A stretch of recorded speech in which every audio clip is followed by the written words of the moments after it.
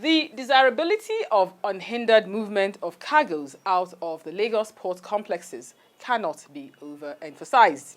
This is because the prevailing condition of the port access roads leave no room for bragging, as the pain of stakeholders and the attendant collective losses recorded as a result of congestion occasioned by gridlock on port access roads require bold measures to dislodge.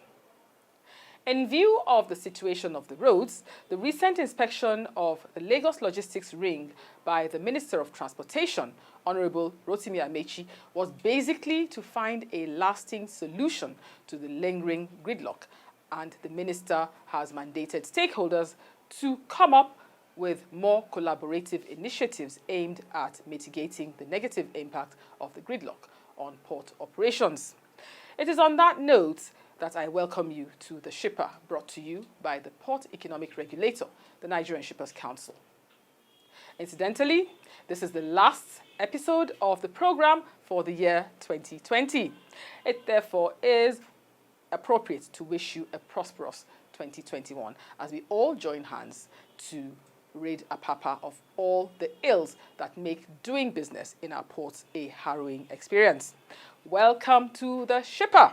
I am Rekia Zubairu. Stay tuned. The program will resume shortly. Nigerian Shippers Council, they to serve you well. No matter the problem, we go solve them for you.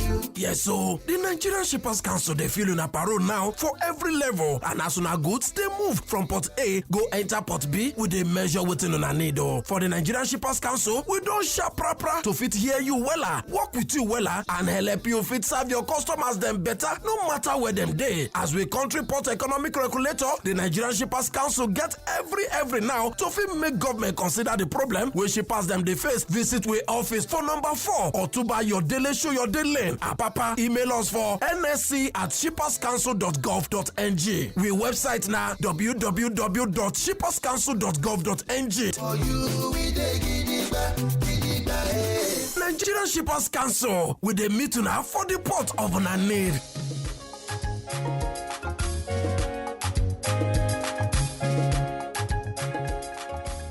As efforts are being intensified to dislodge the trucks parked on Apapa roads, stakeholders have been speaking on their experiences. Lagos Port's access roads used to be free from traffic until avoidable human activities almost demobilized everyone. I personally recall regularly driving from the island some 12 years ago to my favorite lunch spots in Apapa during my 1-hour lunch break.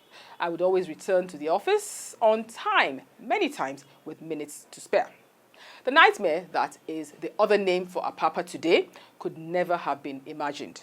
Apapa was a thriving mixed community where people lived in peace, sent kids to school and the Apapa Amusement Park for relaxation, did business, and like me, enjoyed sumptuous meals in nice restaurants, among other things.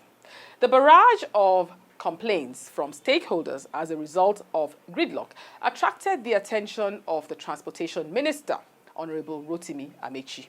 The minister, who inspected the port access roads, decried the indiscriminate parking of trucks on the roads. and he convened an emergency stakeholders meeting to analyze the problems as they affect port users. The forum also provided a platform for maritime agencies to share ideas on possible short-term solutions in the interest of trade facilitation at the gateway to the nation's economy. Lucy Ulugbe has the details. There is no disputing the fact that every economy needs reliable road infrastructure to connect supply chains and efficiently move goods and services across the state and beyond. Road infrastructure connects households across metropolitan areas to higher quality opportunities in any given country. Sadly, the port access roads which support local and international trade are not in a good shape, and the negative impact results in untold hardship directly and indirectly. No thanks to the protracted traffic gridlock along the Lagos port roads, which has had spiral negative effects on port trade, services and delivery. This has enabled cargo diversion to neighboring countries, which has also resulted in needless increase in costs of goods, as well as a loss of revenue to the coffers of the federal government of Nigeria. Ease of doing business passionately, promoted by the presidency, has not made the anticipated progress due to this harsh operating atmosphere. The inspection of the Lagos Logistics Ring by Honorable Minister of Transportation, Honorable Rotimi Chibike Amechi, was born out of the need to get an on-the-spot assessment of the challenges caused by the gridlock and to step up efforts to address the lingering issues. The minister was accompanied by the Permanent Secretary, Federal Ministry of Transportation, Dr. Magdalene Ajani, the Executive Secretary and Chief Executive Officer of Nigerian Shippers Council, Hassan Bello, the Managing Director, Nigerian Ports Authority, Hadiza Bala Usman, the Director of Maritime Services, Federal Ministry of Transportation, Alhaji Awal Suleiman, amongst others. Amechi said he decided to inspect the port following the complaints received from the users of port services about perennial traffic along Lagos Logistics Ring. The minister, who lamented the continued use of the roads as parking lot for trucks along the entries and exits of the roads, said he is determined to rectify the chaotic situation. He therefore ordered the immediate removal of blockages on port access roads corridor, noting that government would not allow any impediment on trade facilitation. Thereafter, the Minister of Transportation convened an emergency stakeholders meeting where issues bordering on persistent challenges along the Lagos logistics rings were highlighted and discussed. The gathering, which was chaired by the Permanent Secretary, provided a veritable platform for government agencies to share ideas on the way forward. One after the other, those present at the meeting spoke on their experiences and offered suggestions as to how the problem can become history. Executives of shipping lines, terminals, truck owners, and unionists were among those who spoke. I may step on the bit of toes here, but I think we all need to swallow a bitter pill if we are going to find a solution to this. We cannot create a solution and add another problem. So I think the first things first, there must be consequences for people who don't do the right thing. Sending somebody to the admin block and telling him he's left his beat for a while, I don't think it's a solution. There must be serious consequences so these people don't continue doing this. It is so bad that what we do now is we even agreed that please pass 10 trucks from the transit park. Pass your regular 3 one-way and 3 service lane. Even at that, we are cheated. So it is frustrating, and please, I'm happy all the stakeholders have come. We need to find a serious solution to this, and we must be fair in terms of enforcement. The issue of badge is very ongoing, and we're encouraging that. But it's equally to look at the receiving end, so that we can have a sustainable arrangement. We do not just have badge operation within a short time, and we are unable to sustain the arrangement. Over the years, this road has been repaired and repaired and repaired. We discovered that the underlaid soil cannot carry this way. That's why we keep seeing these faults all the time. To solve the problem, therefore, we have to deviate from the traditional flexible pathway to reinforce concrete platform. Lastly, road safety corps should work with the call-off committee. All trucks should be ordered to leave the road and go back to the garage. The Managing Director, Nigerian Ports Authority, Hadiza Bala Usman, affirmed her organization's readiness to facilitate the opening of corridors to ease movement of trucks in and out of the ports. She unveiled plans to introduce an electronic call-up system by first quarter of year 2021. For the short term between now and January, one is to recognize which structure will do traffic management. Presidential task force is in place, it's not in place. We need to be given the clarity and directive as to how to go forward in ensuring that a structure that regulates the traffic inflow and outflow within that area, which is for us within the period now to January.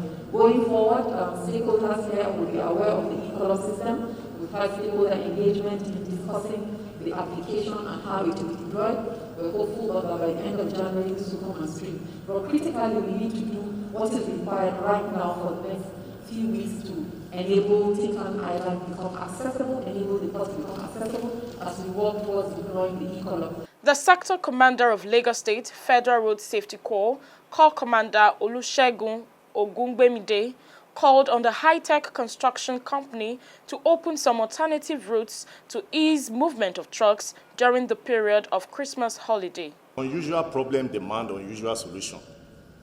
They said this is festive period, but that was what really prompted my going to Tinkan on Sunday, because we learned so many ships are on the sea, they couldn't offload, and we're there, truly everywhere was congested. And when I saw the news in UK, they said the government gave directives that all construction must be stopped between 23rd and 27th to enable the festive period operate because of the high inactivities. Is it impossible for us to do the same? Let all the roads be open for now, at least between now and the end of Christmas. The representative of Federal Ministry of Works and Housing, Engineer Funsho Adebiyi, attributed the cause of the traffic to incessant breakdown of vehicles along port access roads and called for effective traffic management. 2018, 2017, trucks were falling off around Coconut, all those areas. You can't even call me. But it is now, and palliative, we also need to let you know, it's not a permanent work. It's a continuous exercise. We keep doing it, and we are hoping that before the next rainy season, we should be able to make appreciable progress on this road. The Permanent Secretary, Federal Ministry of Transportation, Dr. Magdalene Ajani, said apart from the removal of trucks to address the gridlock in Apapa, there is need for truck drivers and other road users to exhibit high sense of discipline on the roads. Individual terminal operators, you're also supposed to have your truck holding days. Why can't we activate the states to be working and functional so that we have some form of orderliness? So you only get on the road when you are called to come in. And if that happens, we shouldn't have trucks on the road. We also want to plead with the road safety and the police. Enforcement is very key. And enforcing means don't let people who should not be on the road come on the road. The first thing is for us to learn to be disciplined and also enforce that discipline with our workers, so the truck drivers and whoever is calling them up to get on the road when they cannot have access into the ports that they are supposed to go to.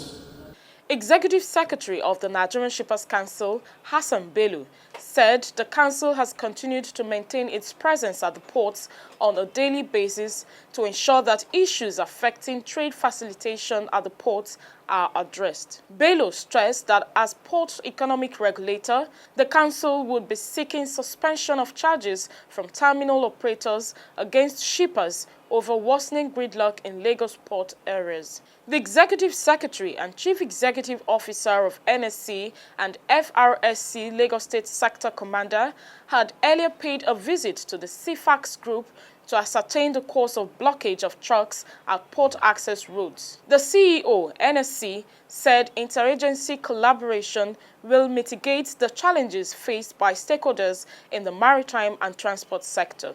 The government is listening to all their various submissions, and I think the solution is on time. Permanent Secretary is here, the Minister was in the entourage for the inspection. So it is now left for the government to respond to all your submissions, and I'm sure we are close to finding solutions. A follow-up key stakeholders and maritime agencies meeting has been slated for January 19, 2021, at the instance of the Honorable Minister of Transportation, Rotimi Amechi, to review the effectiveness of the steps taken after the December inspection.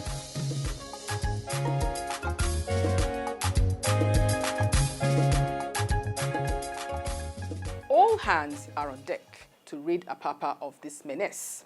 We will continue to update you. Let's now join Abike for tidbits.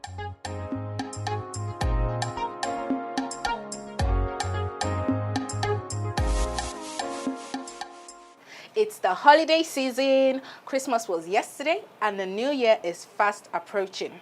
Today is Boxing Day and my hands are already itching to unbox my gifts. Are yours? Well, yes, it is. So tell me, Abike, how are you winding down 2020? Well, my uncle usually throws a party where we eat catfish and local ofada rice.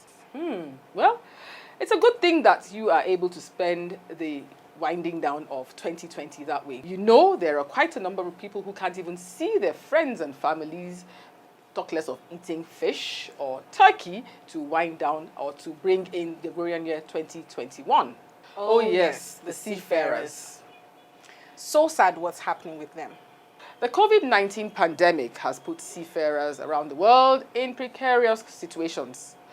Travel restrictions mean some cannot leave their ships, be repatriated home, or even get urgent medical assistance. Other seafarers have seen their contracts unilaterally terminated or have been quarantined on board ships for more than 14 days without getting paid.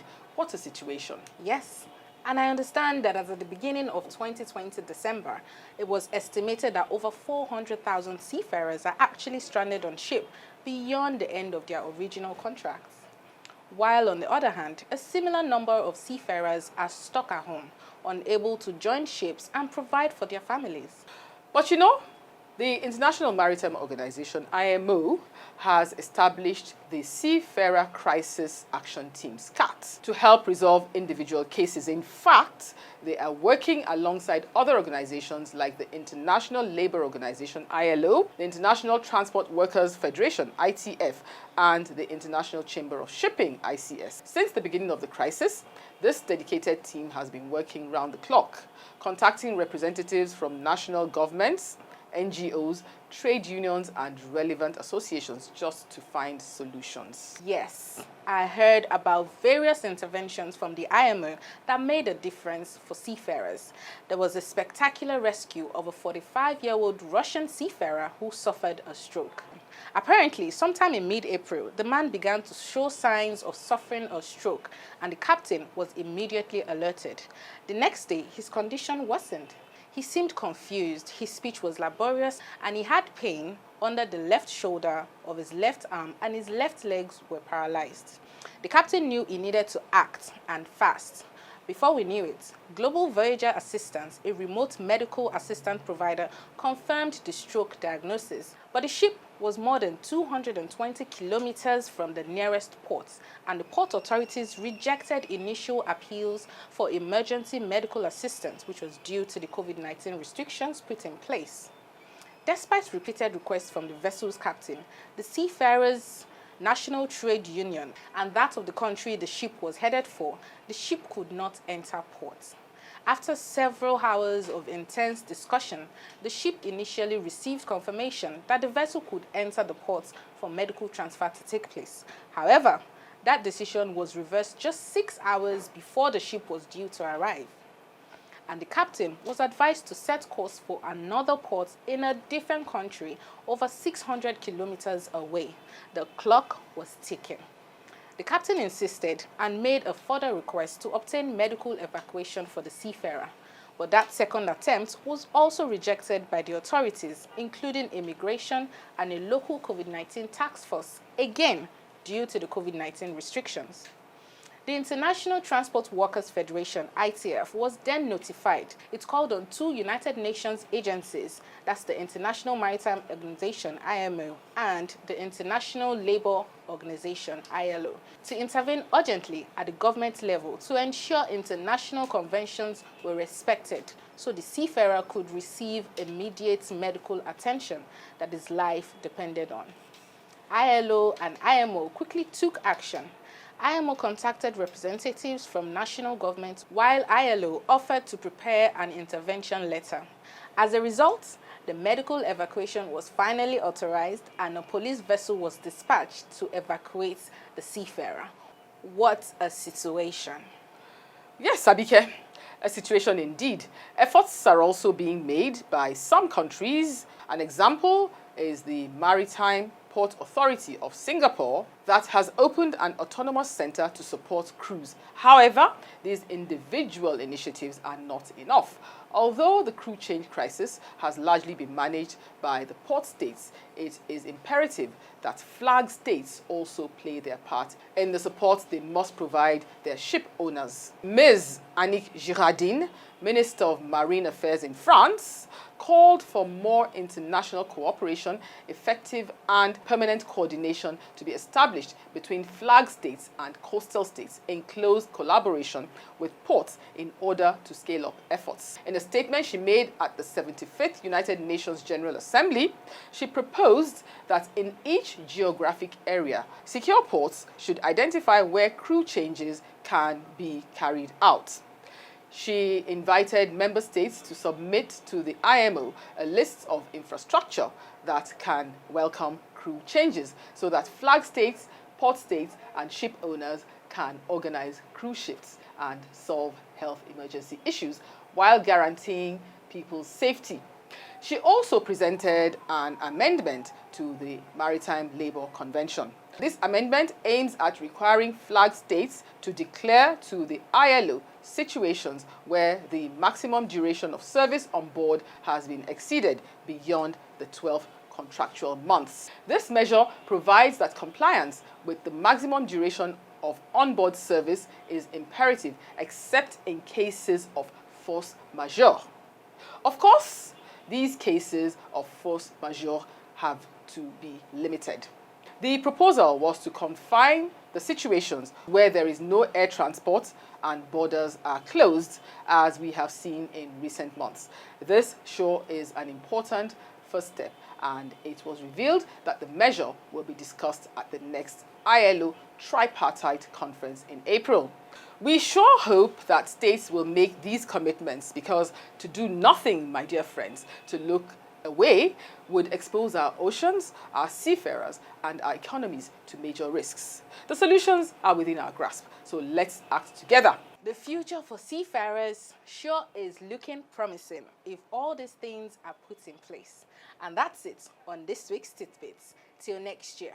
Happy holidays! From A to B, from A to B, from north to south, from north to south, from east to west, from east to west, from port to port, from port to port. You can ship your goods and feel good too. Oh yeah, Nigerian Shippers Council, we meet you at the point of your need. The Nigerian Shippers Council is now better poised with responsive systems in place to help you and other shippers get seamless, stress-free transition for your clients' goods from point A to B. Today at the Nigerian Shippers Council, timeliness, orderliness, transparency, and efficiency is all we care about. Put your complaint through to our helpline. Visit us at number 4 Ayodele Shoyode Lane, Apapa, Lagos, or reach us on www.shipperscouncil.gov.ng. Nigerian Shippers Council, we meet you at the point of your need. Nigerian Shippers Council, we meet you at the port of your needs.